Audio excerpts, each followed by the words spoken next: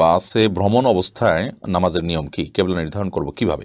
আমরা যখন বাসে বা ট্রেনে বা এই জাতীয় কোনো যানবাহনে ভ্রমণ করব তখন আমাদেরকে সালাত আদায় করতে হবে। সালাতের ওয়াক্ত হলে আমরা নেমে যথারীতি কেবলামুখী হয়ে দাঁড়িয়ে রুকু সিজদা সঠিক মতো করে আমাদেরকে সালাত আদায় করতে হবে।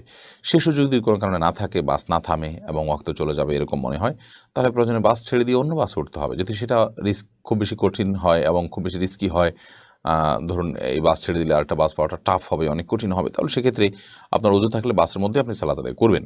আর ওযু না থাকলে তায়াম্মুম করার সুযোগ থাকলে তায়াম্মুম করে হলেও আপনি সালাত আদায় করবেন।